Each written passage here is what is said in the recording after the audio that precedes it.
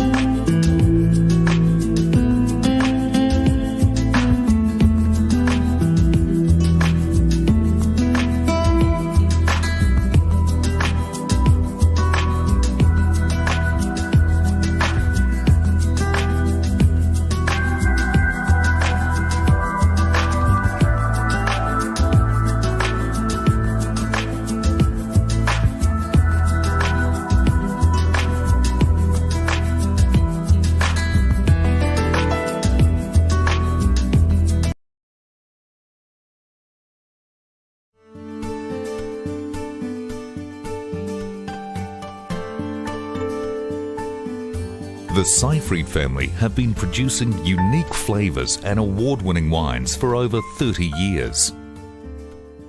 Today the winery is situated on the Waimea Plains, west of Nelson. But in 1973, Austrian-born Herman and his New Zealand wife Agnes started their journey in a small community called Upper Moutere. In 1973, we purchased the land, and when we owned the land, we knew what varieties we want to grow, and we propagated in 73 the first grape plants and planted them in the field in 74. In Upper Moutere, where we started, the soil is incredibly clayey, so it has good qualities for holding the rain that we had, the water that we had. We made 7 different wines in that first year from 13 different grape varieties. So we had because there were no grapes growing in the South Island, we didn't really know what was going to perform best. And so we did have a wide range of wine varieties in the ground. In 76, when we made our first wine, it was extremely hard because it was regarded the South Island as unsuitable for grapes. But when we ended the national wine competition at that time and we had enormous success, things have changed overnight, and people came from long distances when they traveled to Nelson to make an effort to come and see us and then get the old bottle to check it out for themselves. The quality is really out of the standard what we have achieved at the national competition. The wonder is such a thing as marketing. People came to us and looked for wine. Can I get a bottle of wine or two from you? We had such a success. So people actually drove to us in big numbers, searching out the wine, what's made in the South Island, what's unique. People left us their details in, asking that they be advised when the next vintage was ready. So we ran a very, very big mail order program right from the very beginning, and I used to spend all my evenings and weekends just addressing envelopes if I was sitting at a table with nothing else to do, so that I was always well ahead, because in those days, again, we didn't have computers. We didn't get a computer. We were pretty early getting a computer in the early 80s. I remember we had 4,500 people on a mailing list, which apparently at that time was huge. And so most of the wine was sold this way. The bus used to come in every day and pick it up. We didn't have couriers. Things were very, very different then. So it went out sort of on the Newman's bus network mainly, in the 1 and 2 and 3K slots. So yeah, things have really changed. The children came along. Heidi was born just sort of at the time or 3 months before our first harvest. So she was on a backpack or in a carry cot under the vines or in the vineyard with me. It has worked so far so good because everybody has their own field, and while we are trying to keep informed everybody what each individual target is or success meant to be, but everybody has their own field what they really can develop on their own, and hopefully at the end of the week or at the end of the month, it's something very positive towards our running of our business. The Seifried family each have an important role in the business to ensure the best wines are delivered to the consumer. The Seifried legacy will continue to grow thanks to the family's commitment. Yeah, we're continuing to grow. I think it's exciting. I'm not sure what Mum and Dad think, but I think it's great that the 3 of us children are now involved in the business and back home and helping to run the place. Yeah, I think the future looks pretty positive in terms of what we're trying to do, and we've all got our unique positives and negatives in terms of what we bring to the business, and it seems to work quite well in terms of bouncing ideas off each other. Today, Seifried have over 200 hectares of producing vineyard. Moving from the Moutere soils and into the Waimea Plains, which is now home to the Seifried estate. Producing 200 hectares and award-winning wine depends heavily on having the right conditions and using them in creative ways. Nelson, I think, is quite a unique climate, and certainly the industry in Nelson is very unique in terms of what we're trying to achieve here. We've got different vineyard sites, and we've got different soils obviously within that, and certainly from vineyard to vineyard you get different weather. They're only about 5 kilometres apart, but that there makes quite a difference in terms of the heat during the day and also the coolness at night, the rainfall. All of that has an impact, and that's very important. We're looking at it from all angles. We're doing everything we can in terms of the vineyard, reducing diesel usage, using more efficient tractors and more efficient machinery. So there's a whole aspect of things, and we're constantly looking at it and being challenged to do things better. We graph a lot of things like our water usage, that's graphed on a weekly level, and we're always trying to obviously reduce it and go one better than we did the week before. That's something that's quite important as well. With an eye to the future, Seifried Estate became the first winery in Nelson to be accredited in sustainable wine growing. This continues with Heidi's dedication in research and development. Sustainability came about in the New Zealand wine industry in the sort of mid-late 90s for the vineyard, and we were involved in the program from those early days. Now it's extended to the winery and bottling line, so really you're looking at every aspect of wine production. We try to eradicate any diseased wood and mulch it, burn up the prunings, whatever. We mulch them into the soil, and then when the spring soil comes to life in spring, the microbes start breaking down all that wood material. We're here for the long term. We're not here today, gone tomorrow. We do need to be thinking about what we're doing. The way we live our lives, it's down to the individual, but also businesses to take a lead in that. So that's our perspective, but additionally the market is becoming more and more interested, and people are more aware of what they're eating and drinking. So it's really a no-brainer. If you're not thinking about these sorts of issues, you're really going to be left behind. As export markets continue to develop, so too does the importance of marketing. This plays a major role for the youngest, Anna Seifried. We really try to let our customers have a face to the name, so that we're more than just a bottle on a shelf.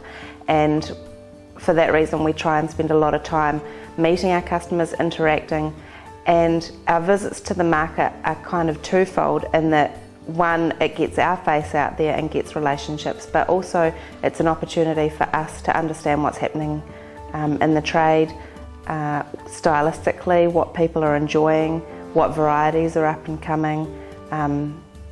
Just like cuisine around the world, wine styles and trends change too, so it's important that we understand how that works and that we're up with the play.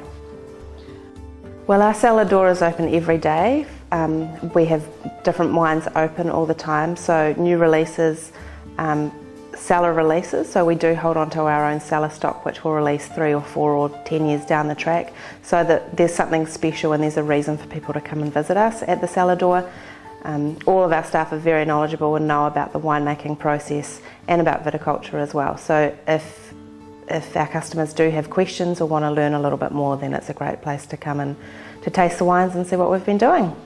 It's very important that we remain as a family enterprise and continue to tell that story about being family.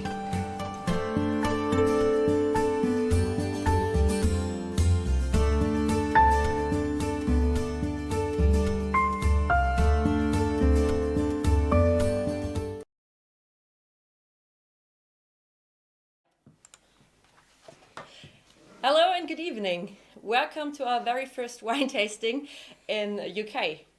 My name is Shana. I'm the winemaker of Reis and Duff Estate here in Germany, and that's my friend Tim. Hello everybody. He's going to watch the computer tonight, so all the questions that you're gonna ask are going to be there on his computer, and he's gonna forward them to me. But first of all, can you all see us? Can you all hear us? So please give a short response, because if everything's good, we can start. If not, we can maybe change it. So now we can all look there.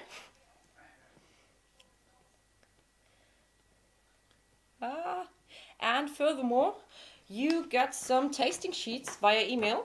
I'm going to show you. They look like that. So first of all, you can write down here the wine name. Here you can write down the vintage, and here you can do some kind of evaluating of the wine. Here you can choose how do you like the color. Is it 1, 2, 3, 5, 4 or 5 grapes? There you have the smell, the taste, the the sweetness, the sourness, do you like the wine at all? And down here you got some space for comments, or also if you want to write down the residual sugar or the acidity, you can do it there. It's just for your memory, so that you know tomorrow what you've tasted and how you like the wines.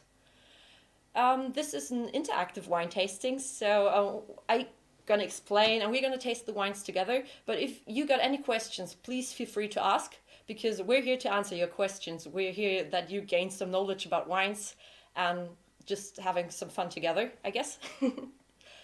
Yeah, and it looks like everybody can hear us, so we can start. Okay. Tonight we're gonna taste some wines from the Seifried estate in New Zealand. Maybe you're gonna be a little bit confused because we're German. We are in Germany right now, so why do we taste New Zealandish wines? First of all, the borders are closed, so it was quite difficult to get some wines from Germany right now to the UK. That's why we decided to go for New Zealand wines, because last year in 2020 I've been there and did a vintage at Seifried Winery. So I know the wines, and we're also going to taste one wine tonight, which I did, so it's pretty cool. I guess let's start with the first wine. It's a Sauvignon Blanc. I'm going to get it here. It's the Old Coach Road Sauvignon Blanc, so now you can put it on the screen. Yeah, as you can see, it has 13 degrees of alcohol. It has 3.6 grams of sugar, so it's a dry wine, and it has 7.5 acidity. So that's quite high, I guess. So I think we should expect a crispy wine. Yeah, let's start. For the tasting, usually we go for 0.1 milliliters of wine, so 100 milliliters. It's nice, so you can have more than one sip, but you not get completely drunk. Okay, I'm gonna put this here, and you can just turn this off again. For those of you who never did a wine tasting before, the question is, how do you taste wine? So first of all, you're gonna take the glass and you look at the wine. You can see the color, you can see if there's maybe some sparkling inside. If you got a white piece of paper or maybe a white light, just like in front of us, you can have a look for the color. In this case, I would say we have a light yellowish color. Not that deep and not that green, but that's all right for Sauvignon Blanc. And in the next step, you're going to smell the wine. So you put your nose inside the glass and smell it. And this is typical New Zealand Sauvignon Blanc. So you got a lot of fruits. You got the passion fruit, you got mango, you got all this exotic stuff. And it tastes really, really ripe and broad. And also a little bit crispy because of the acidity, I guess. And after smelling the wine and thinking about the flavors you might get, you can taste it. So you take a little sip.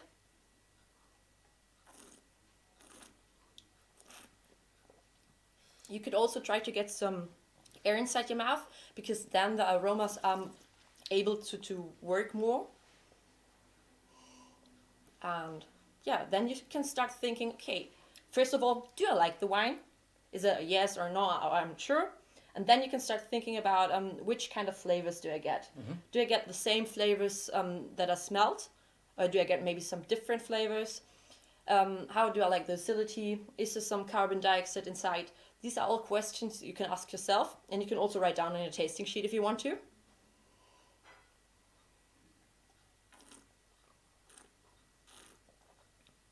For me, the nose is a little more heavy than the taste.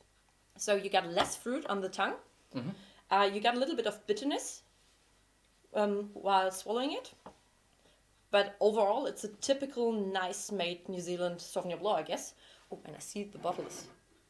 Now it's here. It's better that way. Yeah, talking about Sauvignon Blanc. Generally, we got two different types of Sauvignon Blanc. We got on one hand side this greenish style we mostly can see in France, for example, or Southern Africa, where we got tastes like asparagus, green bell pepper, and they're usually a little bit more mineralic, a little bit more neutral. And then we got the New Zealand style, and these are these rich and full of flavors Sauvignon Blancs. We get all this fruity stuff, and this is what New Zealand is famous for. And this is a quite nice example. So let's have another sip, I guess.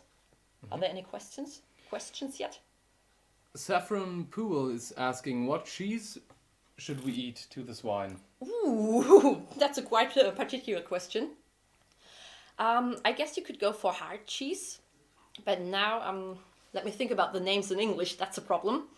So I wouldn't go for cream cheese. I wouldn't go for anything soft, but for really ripe cheese with a lot of flavors, because you got quite heavy wine with a lot of fruit. So you need something to balance that. So you need a heavy cheese. What's a really yellow cheese? Is it cheddar? And Old Amsterdam? Cheddar, I would say, yes. Yep. These are kind of cheese you could try to take with that one for food pairing. But also, if you want to go for a whole meal with this wine, you could go for maybe some fish, some grilled fish. Also, vegetarian stuff would go nicely. And also maybe some Asian dishes. I could imagine go for sushi, because then you get those fruity flavors and also of the wine, and you got those fishy flavors of the sushi, which might be balanced quite well, I guess. Bruce Wakeling is saying, we are eating manchego. Manchego. Manchego. Is that a hard cheese? I don't know. I also don't know, actually. No, I don't know. I don't know it. Never heard it before. Yeah, I'm not sure if you got the same cheeses available than we got here in Germany, because there's something like mountain cheese, which I would really recommend, but I'm not sure if it's available in UK.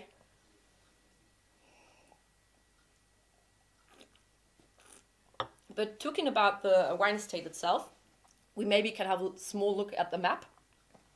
We prepared it for you. So there you can see New Zealand. As you might know, New Zealand is divided in 2 islands. So we got the northern island on the upper side and the southern island on the lower side. And there you see the star. This is Seifried estate. So they are located on the southern island, but in the northern part. And what is really special about Seifried estate, that they've been the very first wine estate which was brave enough to go on the southern island for wine growing. Because they decided, okay, this is the unique selling point to go on this other part of the island and to do wine growing there. Hermann Seifried himself, he's the founder of the wine estate, came from Austria and met in New Zealand his wife Agnes. And they started in 1974 to grow wines as the very first estate on the southern island. Nowadays, you might know the city of Blenheim, which is quite close to Nelson, where Seifried estate is located. And Blenheim is also world famous, but still Nelson and Seifried estate got this unique point of being the very first wine growing pioneers on the southern island.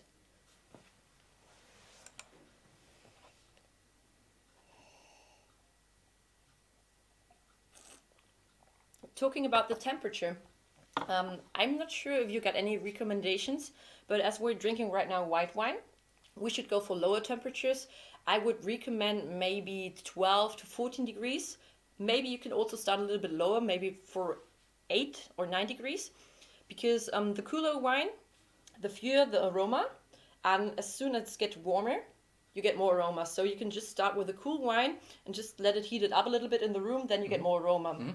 It's always quite interesting if you start tasting a bottle and maybe leave it on the table for 20 minutes, and after 20 minutes it's gonna taste completely different. So this is quite nice to experience wines in a different way by giving them some time. We have a new question from Twice the Bits.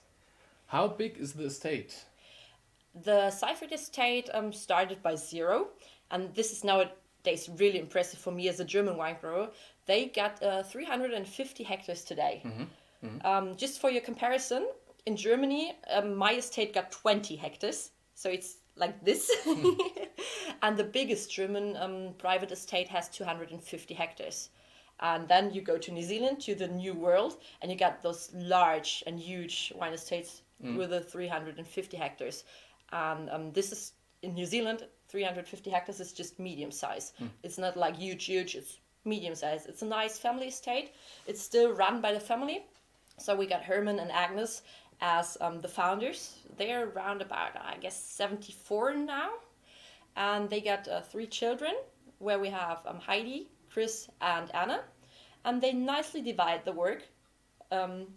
So Heidi is doing most of the cellar stuff. She's doing the analytics, and she's just taking care of the cellar and taking care of the wines.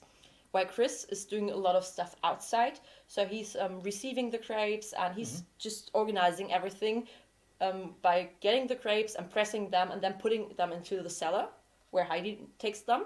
And on the other hand side, we have Anna, who's doing the marketing and sales. So she's also the one who's traveling around and selling the wines, because Seifried wines, as you see now, are distributed worldwide. That's pretty cool for you, because if you like those wines, it's quite easy to distribute them or to purchase them in UK. You just go to Google and type it in, and you find 3 shops where you can buy them for, I think, a quite moderate price for this quality of New Zealand wine. Yeah. Okay.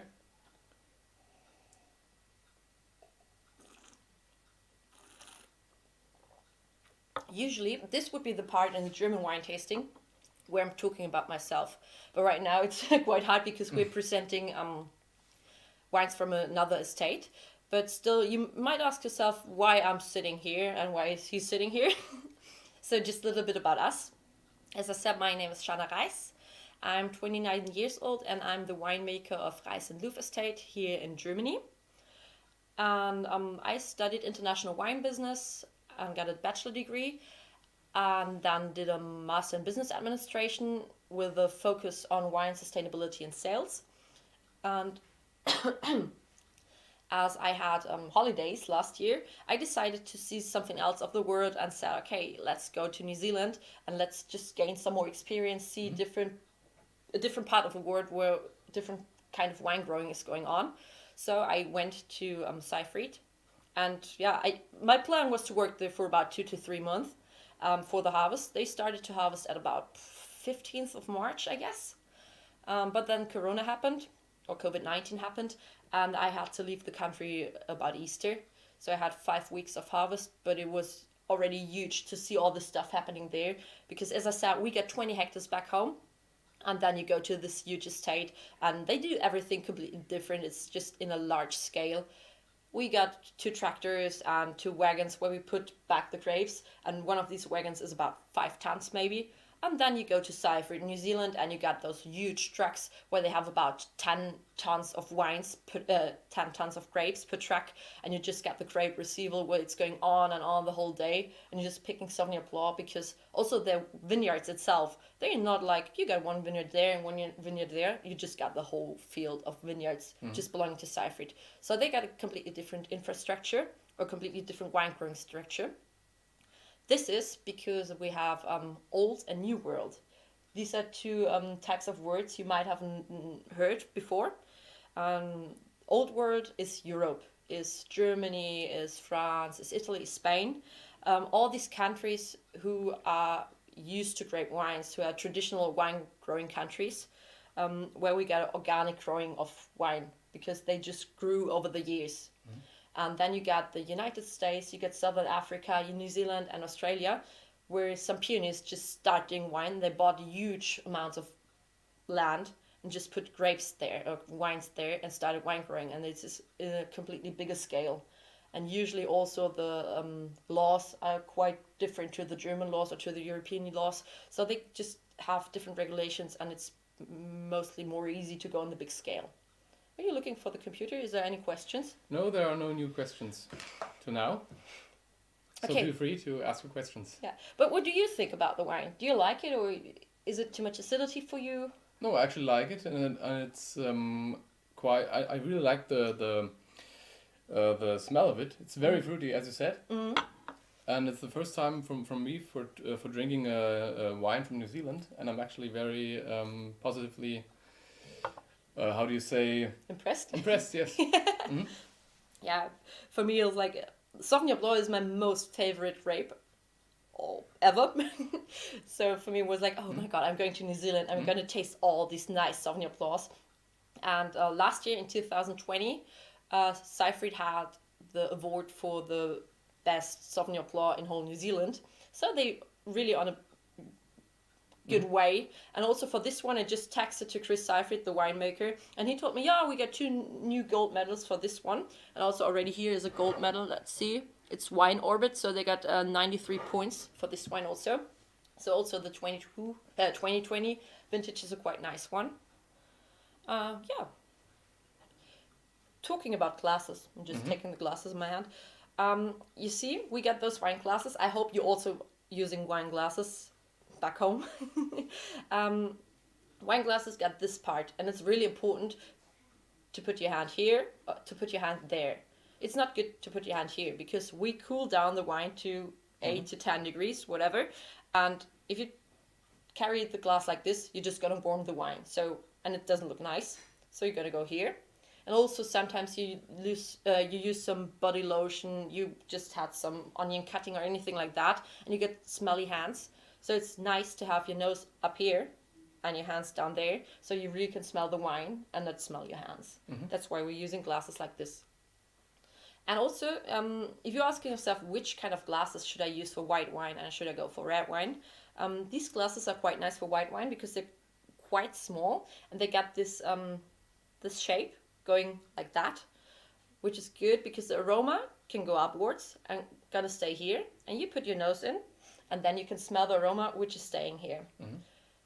Talking about red wine, we usually go for bigger glasses because red wine needs some air to breathe to develop the aromas. But today we're just going to stick to those. But if you got red wine glasses back home for the last wine, you can go for the big ones. Do they have red and white wine in New Zealand? Or is there a more common wine? New Zealand is world famous for their Sauvignon Blanc. So they really get a lot of Sauvignon Blanc. But as a lot of people from the old world countries went to New Zealand to start new, a lot of European grape varietals are also there.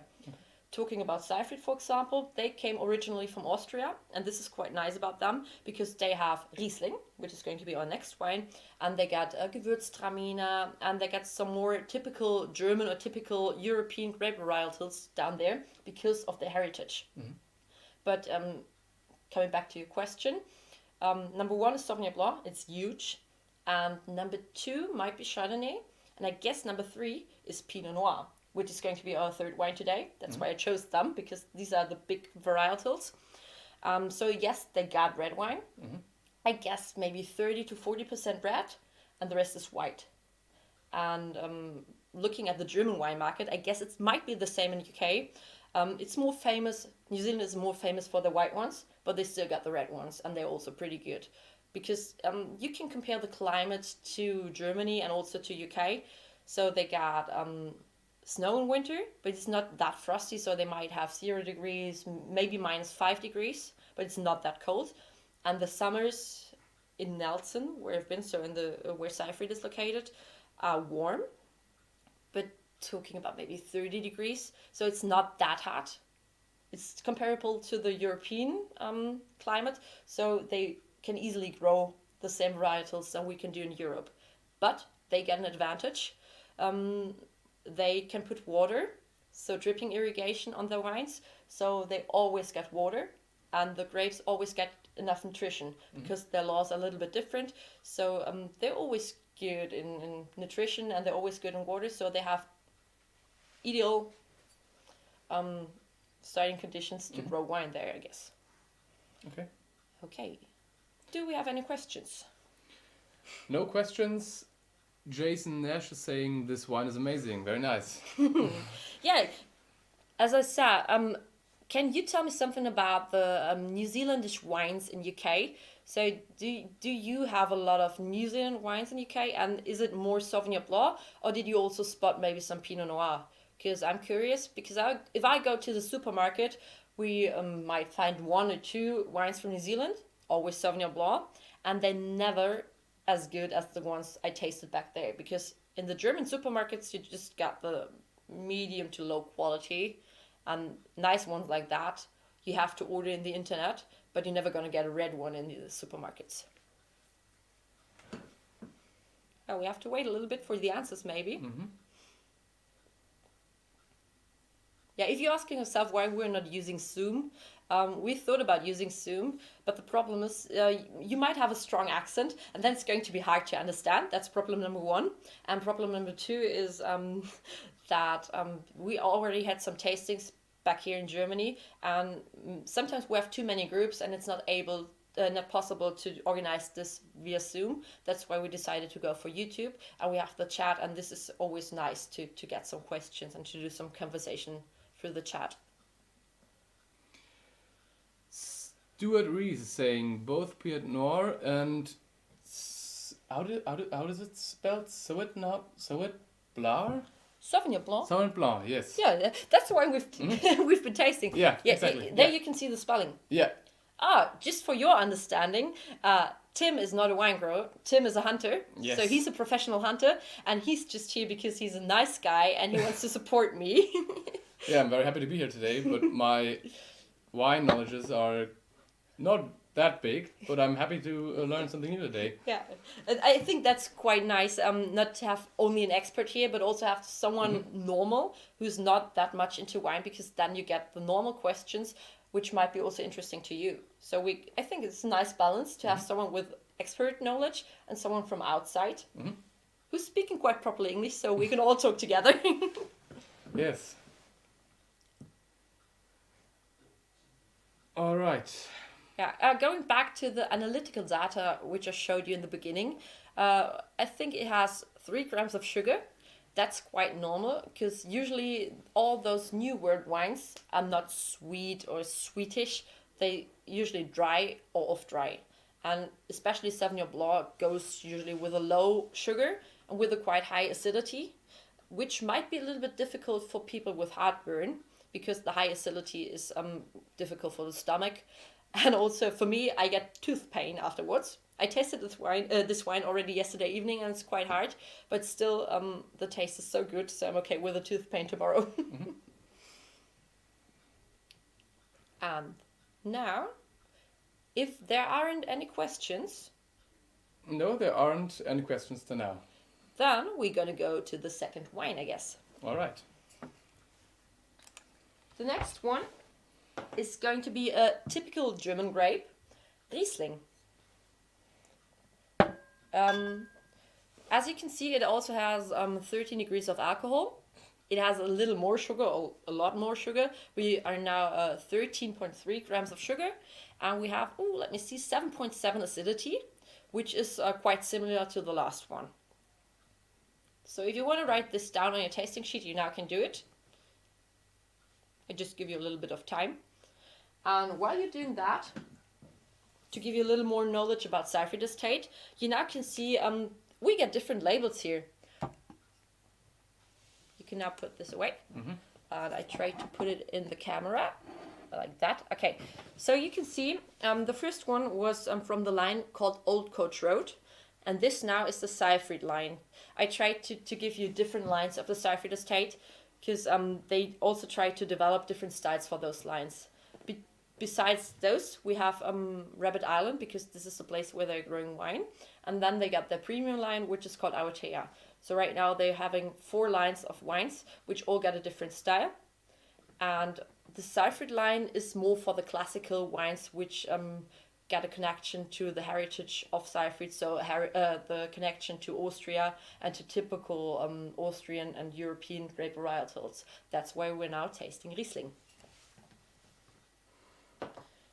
So it's also the bottle shape is classical style for Austria. Oh, there are different bottle shapes. Yeah, see that? But okay, now you gotta wait for the wine. Yeah. I'm gonna show you again. Oopala. I hope it wasn't too loud. So this one is called, let me think about it. It's Burgunder, like Burgundy shape from the French word. And this is a typical German or Austrian shape. It's called Schlegel. And we also got different colors. So this is olive green, but we also got a light green in terms of wine. We got a white and we got a light green. And we got brown bottles. And in former times, it was usual that these bottles were only in Burgundy. Then we have Bordeaux bottles, which got a different shape. They're like, you got the neck, and then you got the shoulders, and they're going down like that. And as I said, this is a quite typical shape for German and Austrian wines. So it's nicely fitting, because you got this line, which is going back to the heritage of Seifried. You got the grape, which is going back to the heritage. And you also got the bottle shape going back to the heritage of Seifried. While this is more New World style with the English name. Okay. Okay. So I already opened the bottle. We're going to change our glasses right now, because the Sauvignon Blanc was a quite strong wine in terms of aroma. So a new glass is always good, so that we're not going to have the fruity aromas of the Sauvignon Blanc, but the fruity aromas of the Riesling. We've got a question from India Chahil. What kind of cuisine would complement Riesling? Yeah. Give me a minute. Riesling is also quite high in the acidity, so we're still in the same field than with the Sauvignon Blanc. We could go for fishy, grilled fish or meals like that, and also for vegetarian meals like grilled vegetables. Then we're again on the Asian side, going for an Asian curry, going for sushi, going for noodles. All this is quite nice. But also Italian pasta. So I could imagine this wine going with a pasta with cheese, and maybe also pasta Napoli, but not too heavy meals. So you shouldn't go for the big piece of meat. You shouldn't go for the steak. You go for the light vegetarian or light meat. Maybe a little bit of chicken would be all right. I guess that's the right wine. Well, what wine would you recommend for a steak, for example? Then we would go for the red wines. Okay. So the third one, the Pinot Noir, might be a right one, but also maybe a heavier wine with more tannins. For example, Cabernet Sauvignon, which is quite heavy in tannins, because with the meat and also with the bloody is not a good word in England, with the, when it's not well done, the opposite side. In Germany, you would say bloody, but I don't know how you'd say it in English. It's a swear word in England. Oh, yeah. Okay. Sorry about that. Okay, going back to the topic. Tell us in the comments, please. If you get a steak which is not well done, but a little bit raw, that's the word. Maybe raw, yes. Then you could go for Cabernet Sauvignon. So always, if you get heavy meat, you go for a red wine, because this is balanced quite well then. And the heavier a meal, the deeper and the heavier wine should be. And the lighter a meal, the lighter the wine. And this is why we usually have white wines with vegetarian meals, for example. But also white wines with cheese is a quite nice combination. Okay. And also the same recommendation in terms of cheese. This is nice wine for hard cheese. So you shouldn't go for the creamy ones, because I guess the creamy ones are nicer with the red ones. But this is for hard cheese, for the cheese bruschetta, I guess is right. Okay. Yeah. Rare, they say in the comments. Rare or medium rare? Yeah. Okay, yeah. Now that you say it, yeah. That was the word I was searching for, because it just had well done in my mind, but this is the wrong one. Okay. Now going back to the wine, we start with step 1, looking at the wine. So we see a difference, I guess. Yeah. Do you also see a difference? I also see a difference, yes. Good. The first one was quite light yellow, and this now is a sunny yellowish color, I would say. It looks quite ripe. Yeah. Usually Riesling has a little bit of greenish sparkles in the wine, but this one hasn't. Might be because New Zealand has strong sun and strong radiation. Because of this radiation, the grape itself gets some protection, and this protection makes the color inside the wine. So they need to have more protection in New Zealand. That's why they have more color in the wine in the end. So that's why we have this goldish color. Okay. Next up, gonna smell. We're gonna do the questions later on. Yeah, okay.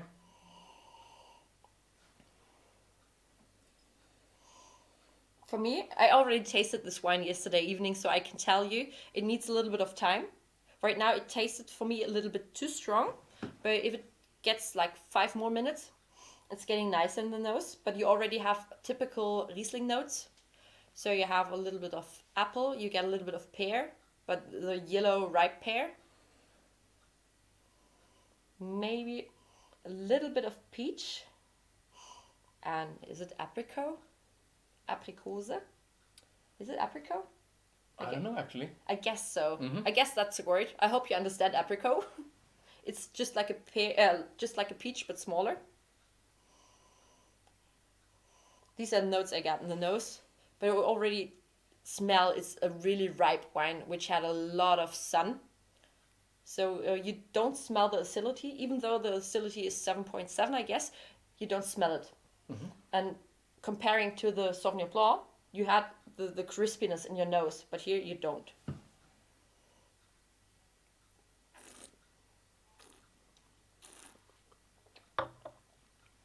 You directly get the 13 grams of sweetness. So it's way more than Sauvignon Blanc before. That's why the bitterness is gone. And it's a really ripe and white feeling on the tongue. You get, it's a little bit creamy, and you get those typical ripe Riesling notes, which you only get in New Zealand or in New World countries where you get more sun than we have in Germany, for example. So it's, I guess, a well done, typical New Zealandish Riesling. That's why I chose it. And you get those peach aroma, you get really the yellow pear, which you can smell and which you can taste also.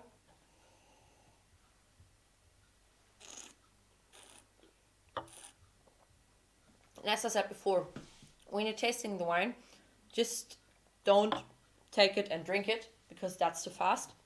Take a little sip, keep the sip on your tongue, maybe swirl it a little bit from left to right, from right to left.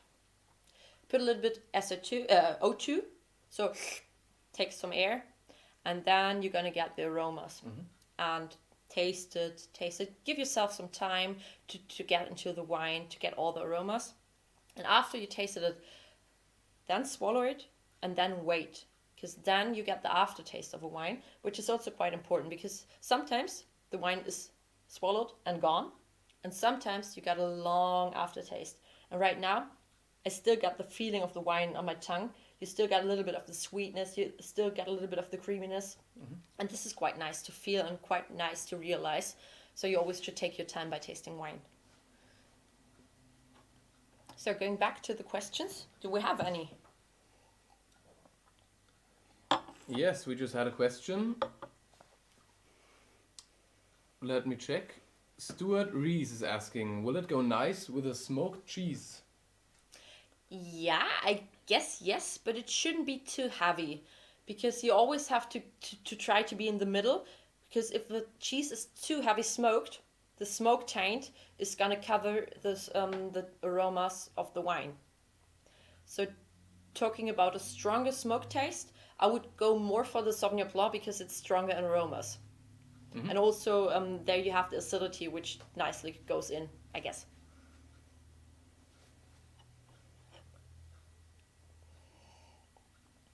Going back to the topic of Riesling, you also might know that Germany is quite famous for its Riesling.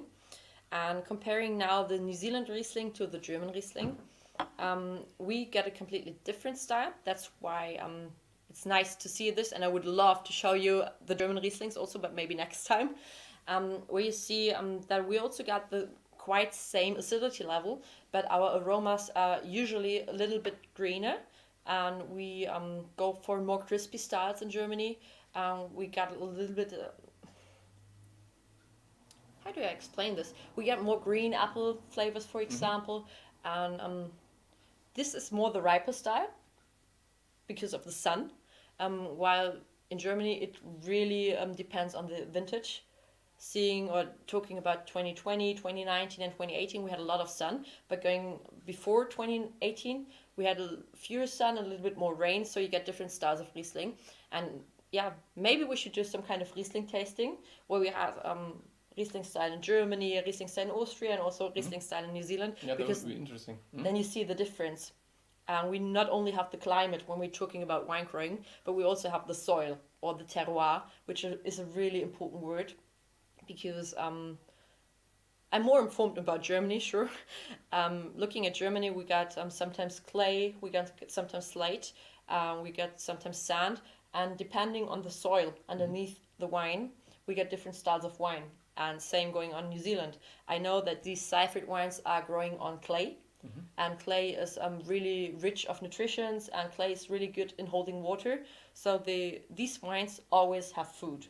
They never starve, they're never hungry, they got everything they need. And you really can smell and taste this in the wines, because they're rich, they are white, they are big. And then going back to the German style, we sometimes have slate. And these wines do not have that much water, they do not have that much nutrition. And because of this starving, because of this hunger, you get a really crispy and really thin, but in a positive way, style of wine. Okay.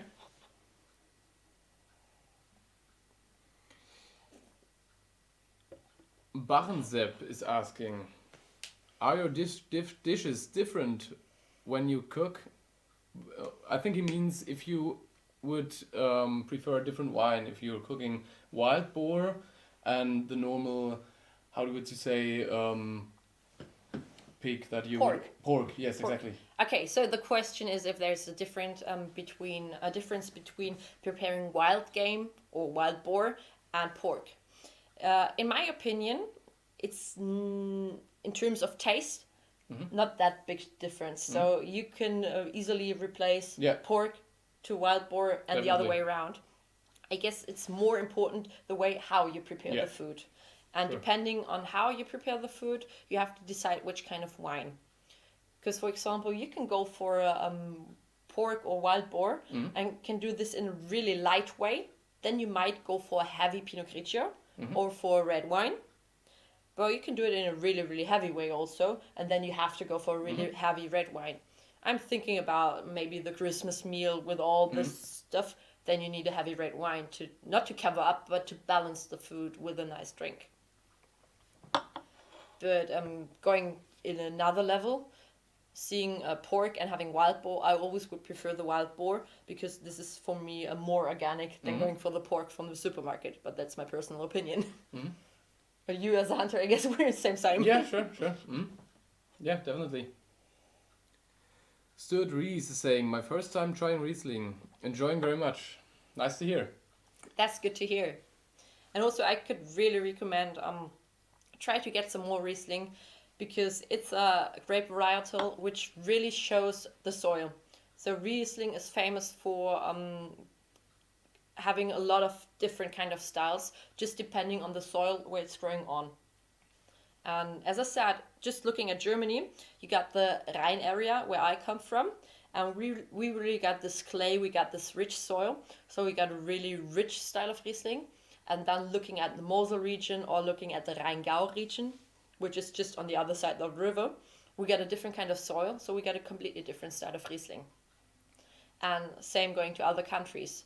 There it maybe depends also on the weather conditions, but still on the soil, because this is the kind of grape which really shows you where it's growing on.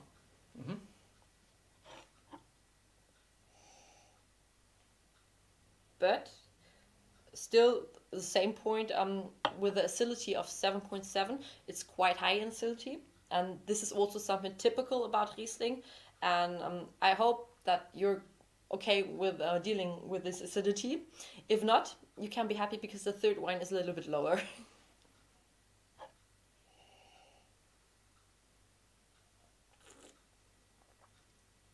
Which is also quite nice about Riesling.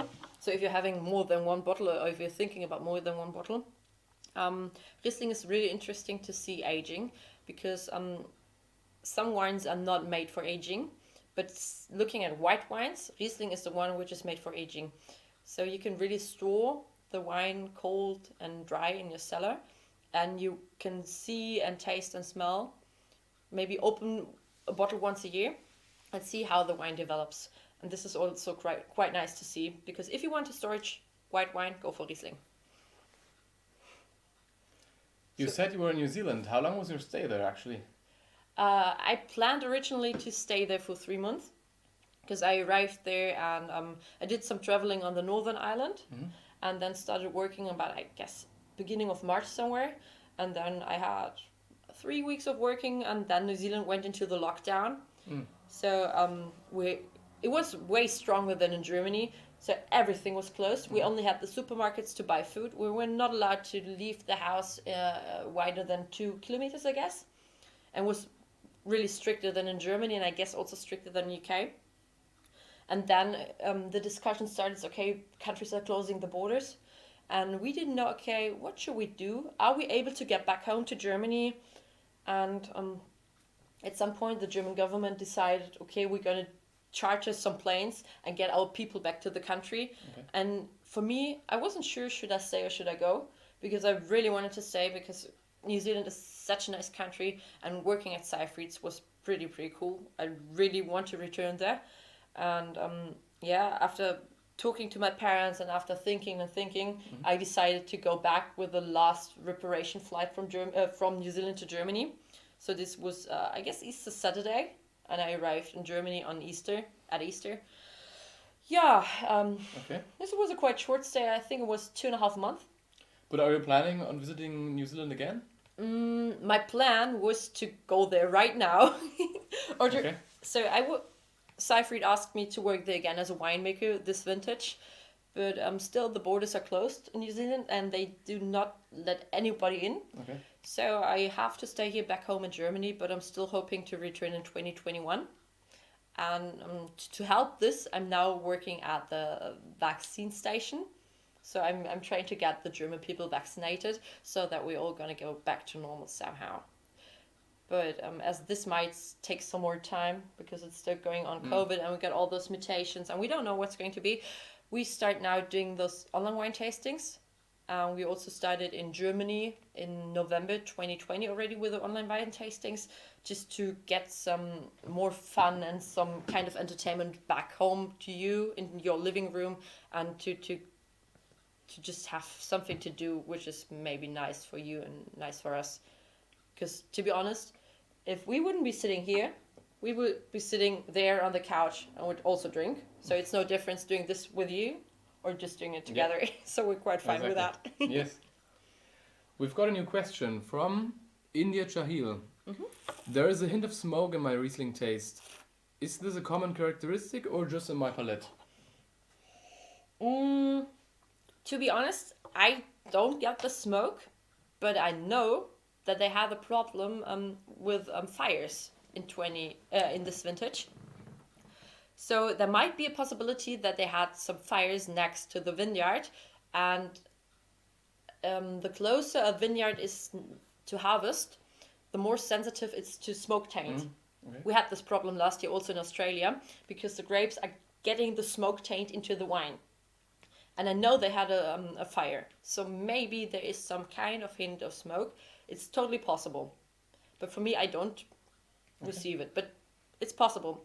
Because wine tasting is always a question about how do you feel today? What did you have for lunch, for dinner? Are you tired? Are you awake? Did you brush your teeth? So all these factors and many more just contribute in how you perceive the wine.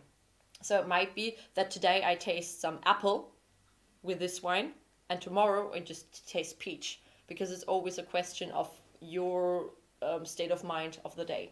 Okay.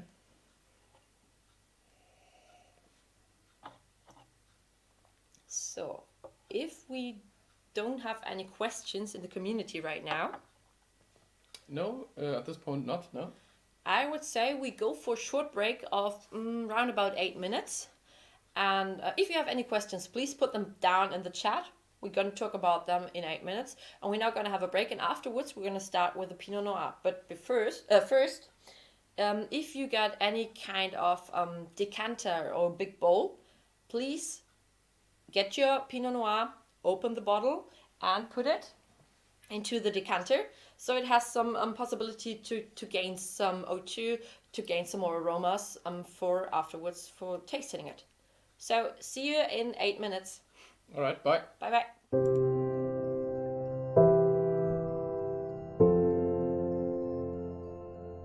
The first day, 1st of January 71, the big chief from Enza Apple and Beer Board those days, he took me for a ride and we followed a caravan in Stoke and he blew over in front of us on his side. So it was an extremely windy day. That was the first impression of New Zealand. I grew up in Southland, in Balfour, in northern Southland, and I went to school and studied in Dunedin, and I came to Nelson to teach at Nayland College in 1969. So I'm almost a Nelsonian after all these years. We were the first in the South Island to plant the grapes commercially. We prepared the land and we bought cuttings and grafted the plants. It took a year or two to get going. 74 we planted them into that first 5-acre vineyard, and in 76 we made the first wines. I remember as a very young child having a couch in the back of the winery. I'm the oldest of the three of us, so my brother and I, who are very close in age, would top and tail and have a little kip in the afternoon out the back of the winery. Our mum and dad would, tinker away doing what they were doing. We always used to help mum and dad in the vineyard as much as we were, possibly more of a hindrance than a help, I guess. In the winery, doing little jobs, helping on the bottling line, stacking the bottles on, everything was done by hand. And then as we got older, we were doing pruning, helping with the pruning. I started driving tractors when I was probably, 10 or 11, and just sort of grew from there. So for us, probably getting under their feet for the first 10 years until we were big enough to actually help. It's a job, but it's also kind of a way of life for us, so it's just, it was what we did. We picked the first grapes in 1976 and sold from the cellar door here from, I think, Labour weekend, and we'd sold out basically by January, February of the following year. It's amazing to think how it's grown and developed and the opportunities. It's all just changed so much. A lot of people around Nelson and overseas have very interesting stories of meeting mum and dad in the early 80s or late 70s, and just hearing stories about what they did in the early days. I was a child, so I don't remember them or didn't sort of notice it. We just grew up on the vineyard and it was just something that happened, but everybody, tells me how remarkable it was, and looking back now, it was amazing, and they had some real foresight and some real energy as well. That is pretty special. And to think when Mum and Dad started, there was no modern commercial wine grape production in the South Island of New Zealand. So Mum and Dad were told, it will fail, you're crazy, you're mad, go to the North Island, go to Hawke's Bay, where grapes were a proven crop, you could ripen them.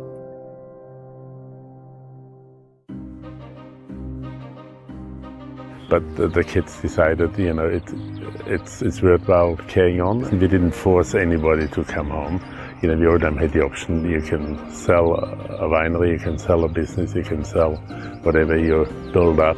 It's wonderful to have them all here. We're so lucky, and especially now that they've got kids, we've got some grandkids, and to have the kids with us as well is, it's a dream come true.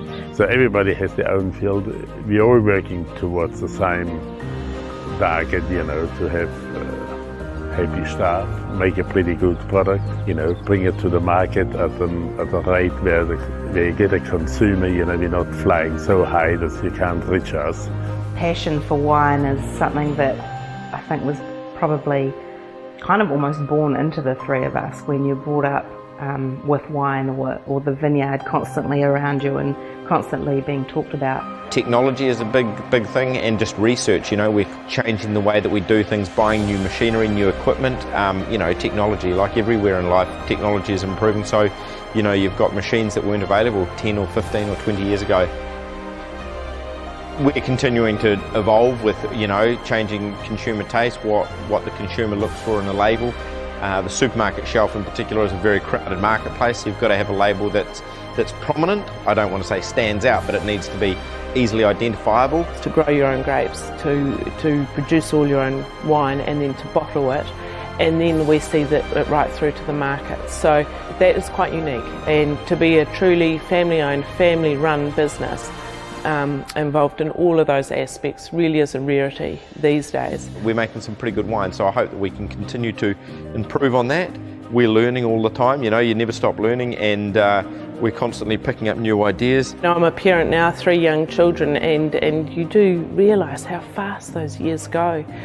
And 40th vintage, we had our harvest this year, and it's really incredible. Well, I think it's an amazing achievement. Certainly Mum and Dad have done a lot of work over those 40 years to start with nothing, and there were a lot of people that said, Nelson can't grow grapes, it's too cool, it's not the right climate. I think we've done pretty well and continue to do well, so it's the children's job to continue to grow the business. Legacy is something that we don't really, I certainly don't think about all that much. Day to day we do the best we can, we make wines that we love and that we hope our consumers will love. If we're putting our name on the label, we need to stand behind it 100%. We're optimistic about the future, and I guess you do think, well, 40 years now. Where will we be in 10 years, 20 years, next 40 years? I don't know where it'll go. Who knows? 40 years ago, I would never have dreamed that we're where we are now. But hopefully it will be here for many years to come, maybe for generations to come. I just enjoy it, and I still do. Otherwise I wouldn't be out in the vineyard, would I?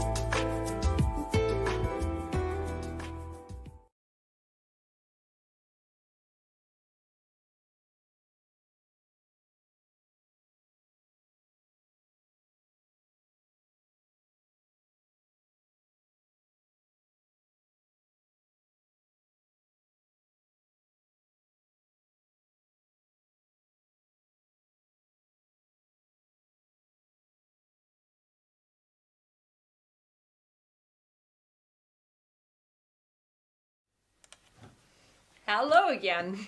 Welcome back.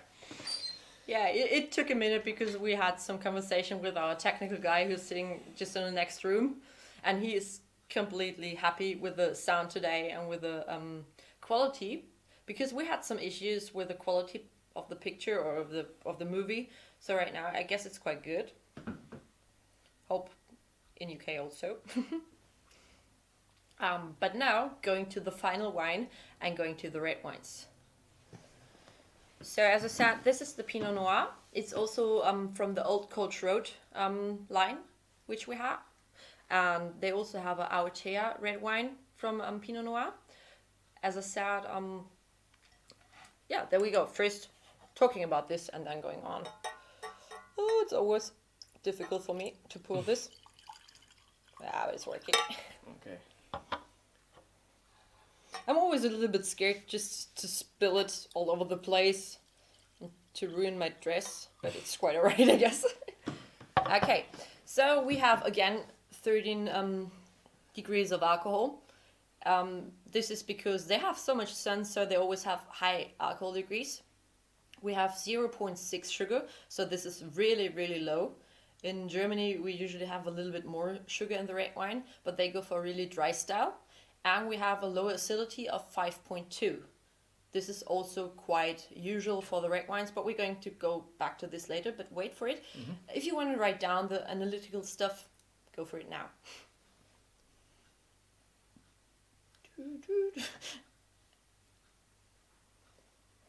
Yeah, okay, I think we can put this off now. So, this is now a red wine, and this is a Pinot Noir. If we look for the color, you directly see it's not that deep red. It's not like a black wine. It's a light red wine. You always have this light red color, like pomegranate, for example. You can look through it, and this is typical for Pinot Noir. It doesn't matter where in the world you taste or where you try Pinot Noir, it looks like this because it's a really light red wine, but still rich of flavors and rich of fruit usually. So let's smell it.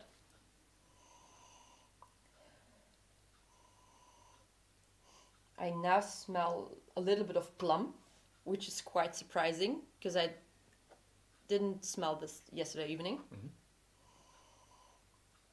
A little bit of vanilla. You can get the hint of oak because, just for your knowledge, this wine is aged in oak barrels, but not in the huge one, in the large ones. It's just in the small ones of 225 liters. They're called barrique barrels, I guess, also in English. But now let's have a sip.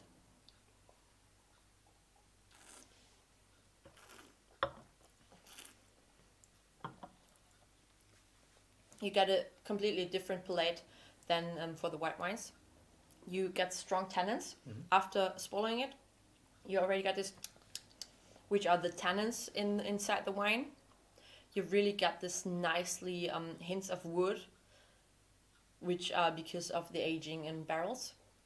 But you also got the red flavors of plum, maybe less. It's blackberry, I guess.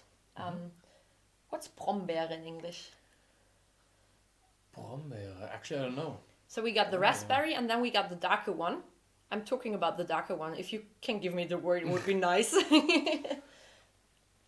Yeah, so it's the dark raspberry. That's really the taste I also get. And I think this is, again, a typical wine for New Zealand. It's a typical grape, which you get in New Zealand a lot. And this is nicely made, easy drinking. We've also got a new question. Blackberry. Yeah, okay, that's the word we were searching for. Oh, okay. But that wasn't the question. Nelson seems to fall outside the Marlborough region. Is this correct? Yeah, that's correct.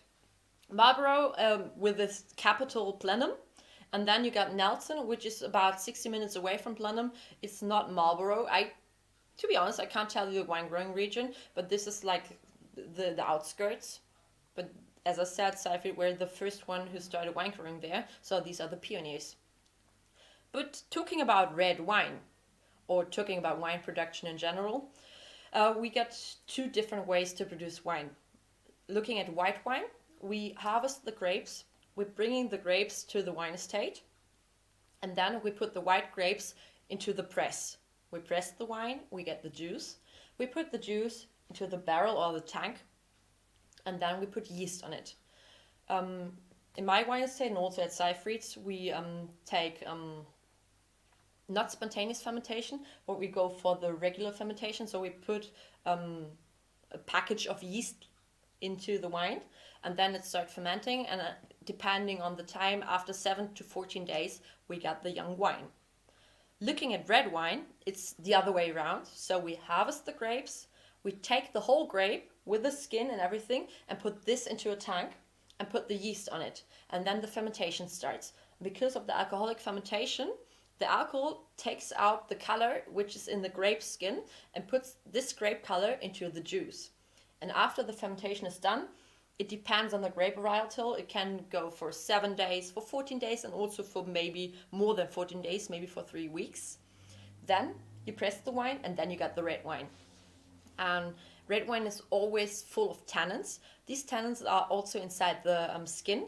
So because of the alcoholic fermentation, you also get the tannins out of the skin into the wine. These tannins are also in the stems and in the seeds, which you also get. And depending of the time of fermentation, you got the volume of the tannins. So if you go for 7 days of fermentation, you get lower tannins. If you go for 14 days of fermentation, you got medium tannins. And if you go for 3 weeks or maybe 4 weeks of fermentation, you get higher tannins. So you as a winemaker can influence how the style and the taste of the wine will be in the end. And talking about alcoholic fermentation itself, just for your information, we got the grapes, and the grapes get sugar inside. And this sugar is taken by the yeast and they ferment the sugar into alcohol. And the more yeast takes sugar, the more alcohol we get, the lower the sugar gets.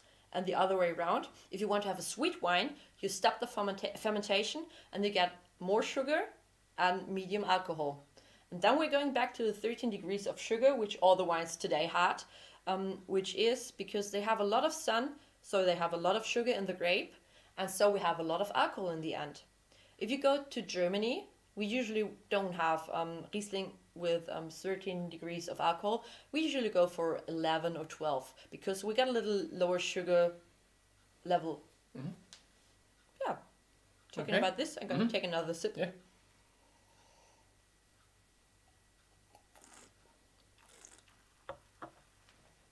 As I said, Pinot Noir is quite light in the color. Then you can have a look, for example, Cabernet Sauvignon or Merlot. They usually are a little bit more bluish.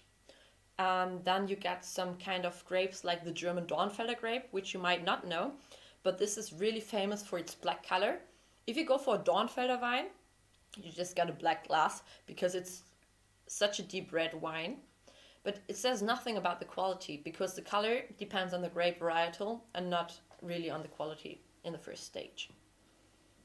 Just for your knowledge. Okay, yeah. So as I know that you're not the big wine drinker, do you prefer the white ones or the red ones? I would say I prefer the white ones because I would say they're kind of more light for me. I prefer them to now, yes. But is it okay? Is this red wine okay for you? Sure, yeah, for sure.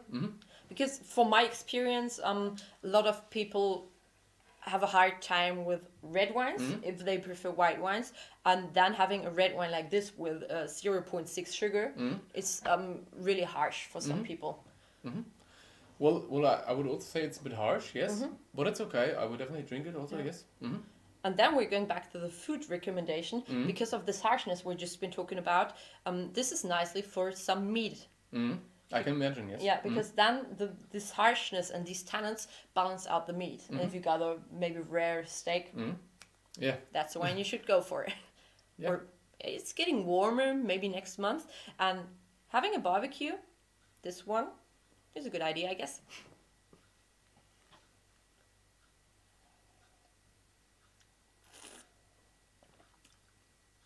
This is so similar to South American Pinot Noir. Which country? Because South America is quite big. Yeah, it is, yeah. Yeah, there's some countries. But going back to the Seifried estate, as I said, they're from Austria. So they have Pinot Noir as the big varietal of red wines. But they also have some nice other red wines. I think they do also Syrah and some special Austrian red varietals.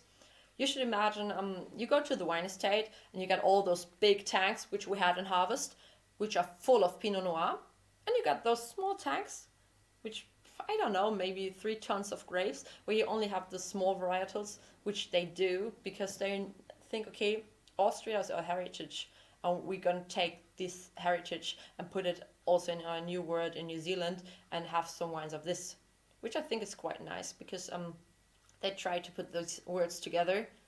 They try to put these worlds together. They try to take the old world and try to take the new world and do something unique and special, which is why I really like the wine estate, which I really like the people and the kind of wine they're doing. And why I want to return there.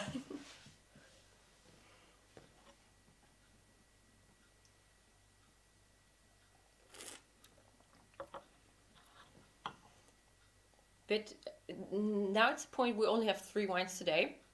Hopefully next time we're going to have 4, 5 or 6, because it would be nice now to compare another red wine to this one. So maybe having this lighter reddish or lighter red wine to maybe a really heavy one. So we could do some kind of voting which one our audience likes best. Because this is typical. And then maybe we could have something really exotic, like the Austrian wines growing there. But right now we only have the Pinot Noir, and I think this is a nice finish for the evening. And then we are back at the point. Yeah, do you have questions or do you have any wishes for the next tastings maybe? And also, if you're interested in, are you interested in knowing more about wine growing in Germany? Because as I said, we're having a wine estate here in Germany. Tonight we're streaming from Bingen. It's a small city, 30,000 people at the Rhine River. And our wine estate is also located here. So it's also a family wine estate. It's me doing the wine. It's my father doing the vineyards. It's my brother-in-law doing the vineyards. And it's my mother doing the office. We have grandma and grandpa also doing whatever they still can do. And then we have my sister doing a hotel. So if people from all over the world want to visit our wine estate, you can have a tasting with me or with my father or my mother. And then you can have a nice sleep at my sister's hotel. So it's also a nice package. You're laughing at me. No, for sure. Yeah, I'm just trying to find a connection because I tried to find a connection to because Seifried is also doing this and we're doing this here, and I think for me it's really interesting to have this. We're doing this in the old world and we have a different kind of style of wine, but we're still doing the same thing, and to try to get a bridge. Mm-hmm. Yeah. Is it actually common in New Zealand, for example, to drink German wine or maybe Austrian wine? To be honest, my opinion is really spoiled because of the lockdown. So I just were allowed to go to the next supermarket. I wasn't allowed to go maybe to the next bigger city and do some shopping. But in those huge supermarkets, you usually have maybe Australian wine, because New Zealand and Australia are really strongly connected. But I don't remember seeing any German wine. Okay. Mm-hmm. But if you look at the world of winemaking, Germany is like this. Okay, yeah. For us, in our German opinion, we're really huge, we're really important.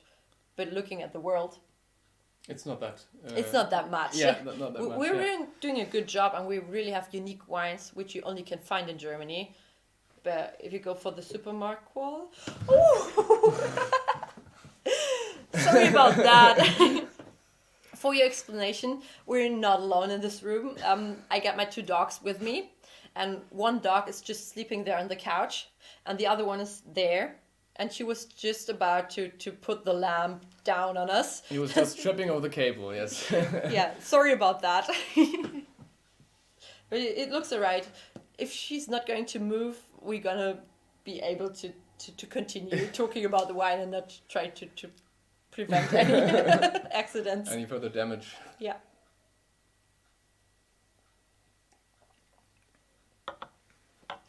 Yeah, but going back to the connection between new and old world, if you're interested to have more wine tastings and maybe also have some German wine tastings, if you go to our homepage, it's www.reis-luff.de, which you also can find in our YouTube bio.